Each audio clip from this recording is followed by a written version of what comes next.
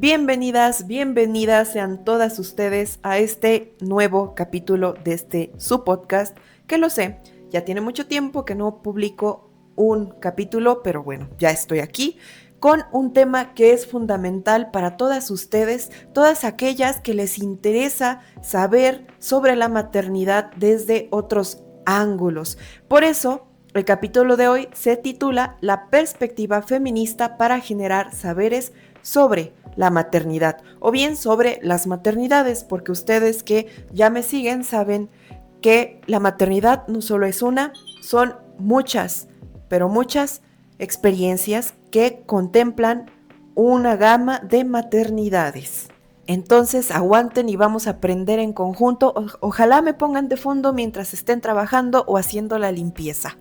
A lo largo de este capítulo vamos a hablar sobre la teoría feminista, esta perspectiva que llega para cuestionar la ciencia que ha generado todo un conocimiento sobre lo que es la mujer, sobre el género femenino.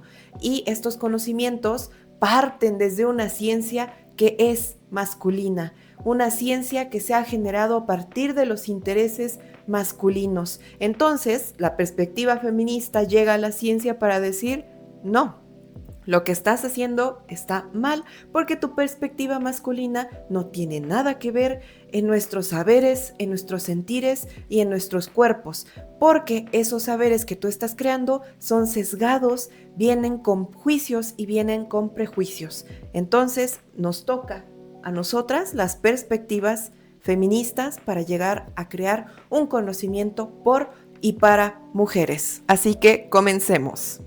Para iniciar, hablemos de los saberes de las maternidades, estos saberes que parten de una lente de perpetuidades y pasamos entonces a esta lente de cambios que la perspectiva feminista viene a proponer.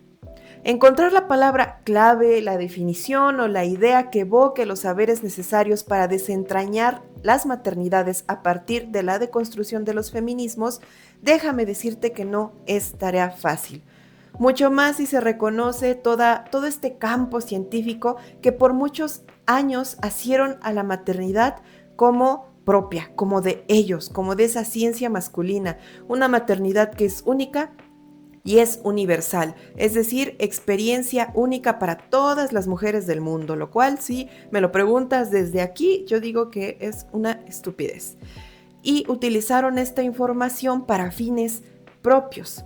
Las ideas que esta ciencia masculina estableció afirmaban o afirman, porque todavía hablamos de esta conversación, que las mujeres solo somos un tipo de recipiente. Nuestros cuerpos están ahí para gestar y para parir hijos para la sociedad, o ya si nos queremos poner radicales, pues para el sistema. Recordemos que el cuerpo es un lugar de gestación y es un cuerpo que es medicalizado. Recordemos también que el cuerpo es nuestra primera instancia que tenemos para el mundo. Es como experimentamos el mundo y vamos ganando vivencias. Conocemos la realidad social, la realidad en general mediante nuestro cuerpo. Yo conozco porque soy mi cuerpo, poniéndonos filosóficas. Y claro que el cuerpo es el primer estandarte con el cual la maternidad se hace visible. Conocemos primero la maternidad a través de los cambios que a veces son muy violentos y muy subjetivos que nuestro cuerpo experimenta al momento de la gestación. Esto lo sabemos tú y yo. Tú que escuchas y que quizá eres madre, por supuesto que tú lo sabes, pero la ciencia masculina no hacía más que reducir este cuerpo a esa incubadora andante, lo cual pues los feminismos identifican y dicen no. Porque lo que hacen entonces es diferenciar el cuerpo del discurso del sujeto, el cuerpo de nuestra propia subjetividad. Por tanto, nuestro cuerpo, tanto social como científico, se han percibido únicamente útiles si los dedicamos a la reproducción social, o como dice Marcela Lagarde, es un cuerpo que define la existencia, no es un cuerpo humano, nos deshumanizan. Por lo tanto, nuestros cuerpos están determinados por un entramado social que le cuelga los principios biológicos de la reproducción como vestigio fundamental que ha definido durante siglos al género femenino. Podemos hablar entonces de un sistema patriarcal estructurado en el que ser madre era, o bueno, a veces sigue siendo un impedimento para que la mujer ocupe sitios de importancia en la vida pública y al mismo tiempo que se consolide como una ciudadana plena. Esta última parte es parte de una perversa visión reduccionista de la maternidad como destino fisiológico y como vocación natural que ha justificado por mucho nuestra reclusión a espacios domésticos. Y esta visión, hay que aclarar, no viene de nosotras, sino viene de este sistema patriarcal que nos ha reducido estos cuerpos que gestan y que crean niños para el sistema, nuevamente para ser radicales, y nos quieren en casa. Aunque también para hablar de las diferencias, no todas las mujeres, desde que la maternidad se instauró como una parte fundamental y casi natural de la feminidad, no todas las mujeres hemos o han vivido recluidas en sus casas.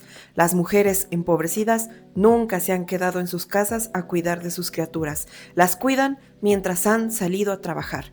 Sin embargo, estas mujeres, por ejemplo, carecen de la ciudadanía o de tener espacios de poder en la vida pública, pero de eso podemos hablar en otro capítulo. Entonces, retomando todo este conocimiento social sobre la maternidad, pero sobre todo conocimiento científico, ha abarcado la maternidad desde una única posición, una posición universal, es decir, que la maternidad es igual para todas las mujeres, cuando en realidad las mujeres somos diversas y cada experiencia vital nos da distintos significados subjetivos que forman identidades particulares sobre cómo es para nosotras la maternidad, cómo la vivimos y cómo nos forma esta. Cada mujer aborda la maternidad desde unos supuestos propios, diferentes, exclusivos, al mismo tiempo que cada una de las maternidades, claro que son diferentes. En cambio, desde el mundo exterior, pocas veces, por no decir ninguna, se tiene en cuenta estas diferencias. La mujer suele quedar oculta tras el embarazo. Se la instruye a lo largo de 9 meses para ser esa madre perfecta, que en muchas ocasiones la llevará a su propio fracaso. Esta es una cita de Alcalá, 2015, página 64. Por ello, entonces, es necesario romper con el sagaz hechizo que borra a las mujeres de la historia y arrebata sus voces de sus propios cuerpos, también de las esferas de poder, de las calles, de lo privado. En resumen, cada espacio con mínima importancia. No nos quieren ahí. Así entonces los saberes feministas plantaron semillas en el terreno de los varones masculinos de la ciencia, aunque pues sabemos que el camino no ha sido raso, no ha sido liso, no ha sido de los mejores, ni mucho menos bien llegado, porque llegamos con el fin de desmontar los conocimientos que han sustentado un saber androcéntrico en la ciencia y que ha invisibilizado y segregado la desigualdad y los roles de poder que subordinan a la mujer en el contexto patriarcal. Hablé de un concepto diferente, el androcentrismo, y vamos a ver qué es esto. Para Patricia Castañeda, el androcentrismo es el mecanismo por excelencia de la segregación de las mujeres en la ciencia, que propicia a su vez la cimentación de la escisión de género, es decir, la separación de los géneros, hombre masculino, mujer femenina, y uno es mejor que el otro. Y esta separación es propia de la sociedad occidental, misma que identifica a los hombres con lo social y lo cultural y a las mujeres con lo natural. Recordemos que esta mentalidad masculina siempre ha elegido relegar la naturaleza y todo lo relacionado con los sentimientos a lo femenino por creerlo inferior. De ahí que el hombre sea el centro de la elaboración conceptual de los conocimientos. Y voy a hablar aquí un poco más de esto. La ciencia siempre ha tomado al hombre y lo ha puesto en el centro. Es decir, que le interesa conocer el mundo a través de la visión y de la experiencia masculina, pero no cualquier hombre. Hombre blanco, heterosexual, cristiano y occidental, europeo, estadounidense. Esta es una visión que reduce muchísimo el conocimiento que hoy por hoy conocemos, valga la redundancia, que hoy por hoy utilizamos para educar nuestras sociedades, porque precisamente nuestras sociedades son variadas, estamos llenas de riquezas culturales, que por supuesto, hablando de Latinoamérica, ese tipo de hombre no existe. Entonces los conocimientos generados pensando en este hombre no nos sirve, no nos sirve a las mujeres, no les sirve a los pueblos originarios, no les sirve a las minorías, no nos sirven. Por eso la ciencia feminista llega a cuestionar este conocimiento y entonces a generar sus propias metodologías que ya no tomen en cuenta la experiencia masculina que ya se investigó vastamente, sino que hable a partir de las minorías, las mujeres siendo las minorías de las minorías. A esta forma de hacer ciencia masculina se le puede categorizar como androcéntrica porque pone al hombre en el centro. ¿Ya vamos entendiendo? Entonces era necesario que surgiera una epistemología que replanteara la pregunta de quién puede ser el sujeto de conocimiento y cuestionar las pruebas sobre las que el conocimiento debe someterse para ser legítimo. Una mirada feminista se hace preguntas como: ¿las mujeres pueden ser sujetos o sujetas de investigación?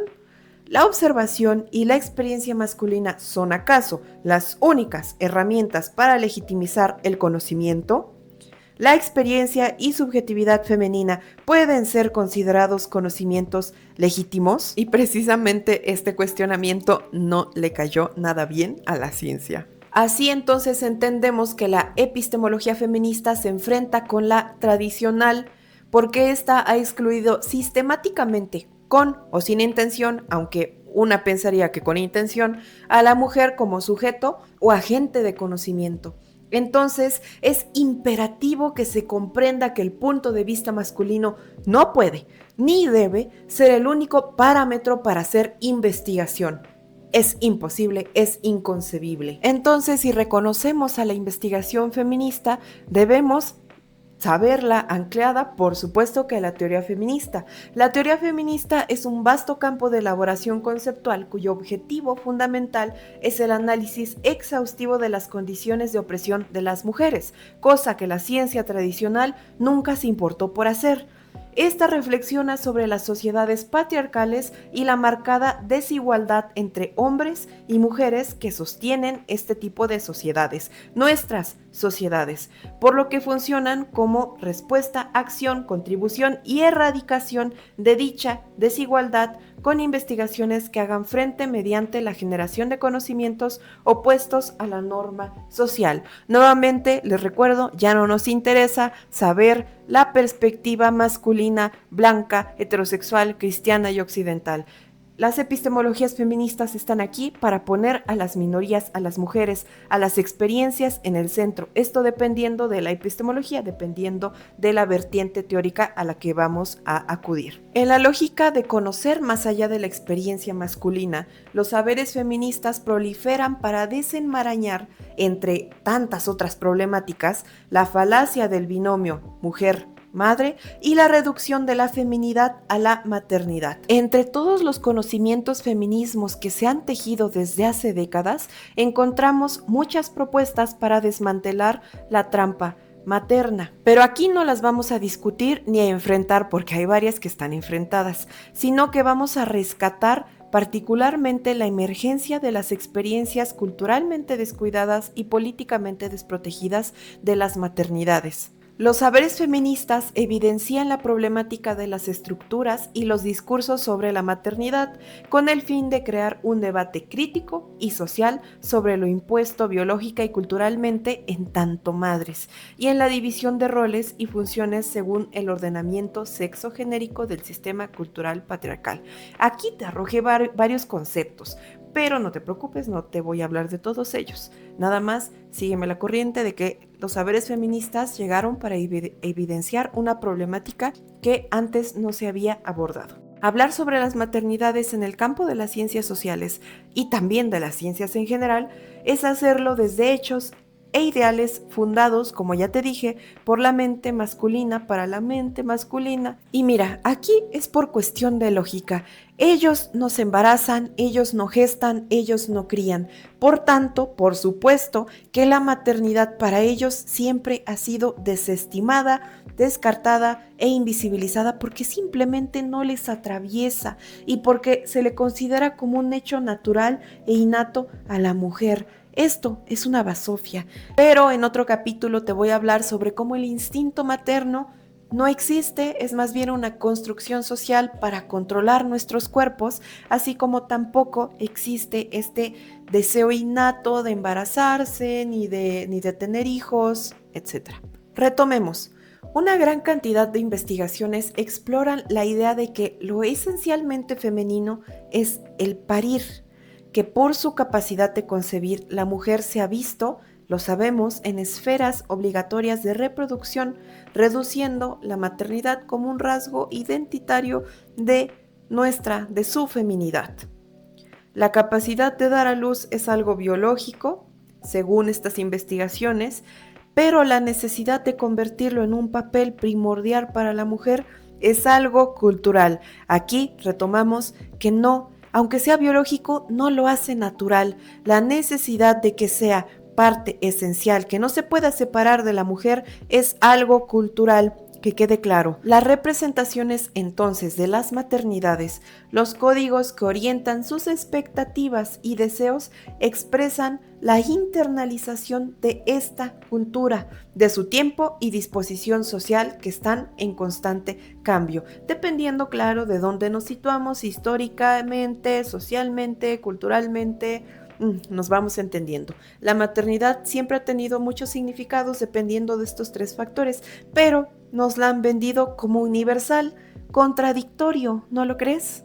La cosa es que la maternidad ha sufrido cambios profundos que la han fragmentado, sobre todo en el ámbito profesional de las mujeres, que en muchas realidades ya es una necesidad y parte de nuestras vidas sociales y escolares. Por más que nos quieran en lo privado, por más que nos quieran en nuestras casas o que nosotras queramos quedarnos ahí, ya no podemos. Tenemos que salir a trabajar porque si no, no comemos. Es cierto que la inserción de la mano de obra femenina en la estructura productiva ha dado evolución no solo en los mercados de trabajo en general, sino también en la estructura familiar y la división sexual en México. Retomemos, entonces, pensar en una maternidad, en una única maternidad en singular, es caer en los mismos vicios de estas épocas históricas que hicieron más daño que ayuda a las mujeres, pero sobre todo al papel de la madre. Por ejemplo, hablemos del tiempo de la Ilustración. En este tiempo nació la idea de la buena madre. Esta buena madre siempre sumisa ante el padre y poniendo la otra mejilla, ya sea metafórica o literalmente, y que siempre estaba sumisa ante los discursos moralistas que la pensaban y la obligaban a ser esta madre perfecta en pro del bienestar de la progenie y el hogar. Desde ahí se empezaron a marcar o a separarse las tareas del padre y de la madre. Antes de esta época no existía la idea de una buena madre. La idea de la familia comenzó a edificarse a partir de estos siglos. O también podemos hablar de cómo entre el siglo XIX y el XX se comenzó a instaurar y a hacer canon el amor materno. También hablamos de cómo la maternidad se politizó en propuestas natalistas que impulsaban a las mujeres a parir en la medida en la que se condenaba la anticoncepción o el aborto. Que no quede duda que siempre han querido tener el control de nuestros cuerpos.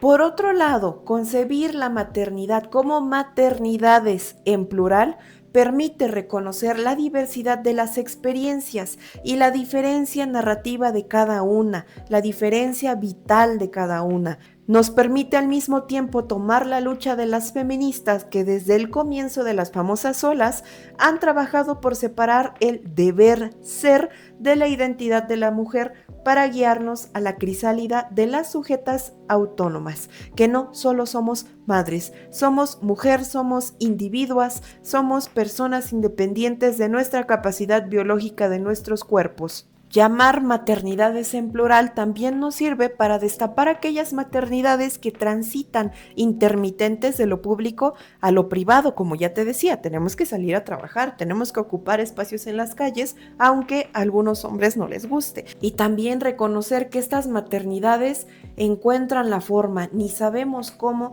pero logran cumplir las tareas necesarias para la supervivencia de la familia, para el cuidado de las hijas, de los hijos, de los hijes.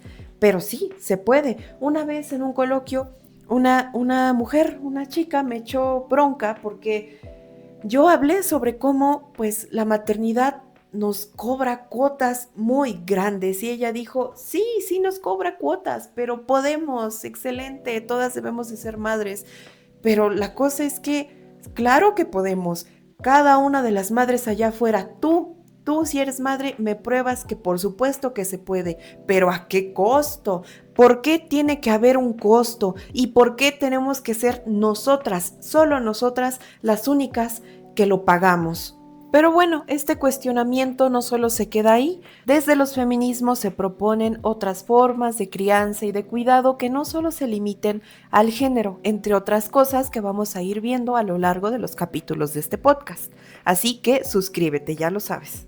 Voy a cerrar este capítulo con esta cita que dice: maternidad es tanto el hecho de la procreación como el embarazo, el parto, la lactancia, el cuidado, la educación y los sentimientos hacia los hijos.